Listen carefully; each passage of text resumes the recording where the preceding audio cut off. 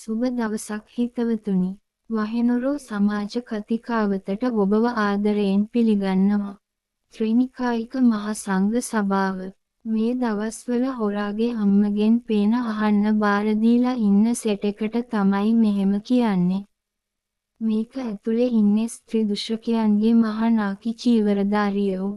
කුඩු චාවරංකාරයින්ගේ යටින් ගේම ගහන සෙට් එක සහ දේශපාලුවන්ගේ බත් බැලයෝ. එතකොට මුන්ටද මේ ශාසනයේ අපචාර වලින් බේර ගන්න බාර දෙන්නේ. මට එකම ප්‍රශ්නය අටමස්ථාන හෙවත් අපමහ තිලෝගුර සම්මා සම්බුදු රජාණන් වහන්සේපා තැබු බල සමිපන්න පොළව මත බලය පතුරවන්නේ ස්ත්‍රී දූෂකයෙක්ද? මුට කන්න දඩ මස් තම්බලා ගිහින් දෙනවා කියලා කපුව ප්‍රසිද්ධිය කිව්වා. රටේ පාලකයා දසරාජ ධර්මයෙන් ලංකා භූමිය රැකිය යුතුයි කියලයි ජාතික කොඩියෙන් පවා අවධාරණය කරලා තියෙන්නේ. දසරාජ ධර්මයේ පිහිටුවන්න පුළුවන්ද මෙවන් පෞකාරයෝ එක්ක? රටේ ප්‍රධාන පන්සල් සියල්ලගෙම ඉන්නේ ස්ත්‍රී දුෂකයෝ කුඩුකාරයෝ බඩුකාරයෝ නම් බෞද්ධාගමික ගිහියන්ට සහ සිල්වත් විනයදර සංඝයා වහන්සේලට වන සාධාරණය කුමක්ද?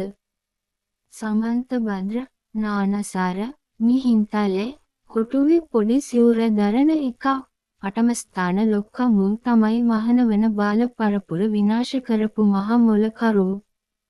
කුෂ් උන්නාසේලාගේ සිවුර ගලවනාව නම් ඊට කලින් මුන් සෙටි එකගේ සිවුර ගැලවිය යුතුයි. ලංකාවේ සියලුම ප්‍රධාන පන්සල් කළුතර බෝධි භාර මණ්ඩලයේ පිළිවෙතට යොමු කර ඒ ක්‍රියාපටි පාටියට හැඩ ගැස්විය යුතුයි. ශ්‍රීමත් සිරිල්ද සොල්සම් ඇතිතුමාට මේ චීවරධාරිනගේ කෙරුවාව ඉව වැටිලාද කොහෙද සුපිරි තීන්දුවක් අරන් කළුතර බෝධීන් වහන්සේ චීවර හොරන්ගේ ආරක්ෂා කරනන හොඳ වැඩ පිළිවෙලක් යොදලා තියෙනවා ජනාධිපතිතුමනි අධ්‍යයනය කරන්න කළුතර බෝධියේ වැඩ පිළිවෙල ඒ අනුව අපේ පන්සල් ටික චීවර හොරන්ගේ ආරක්ෂා කර දෙන්න.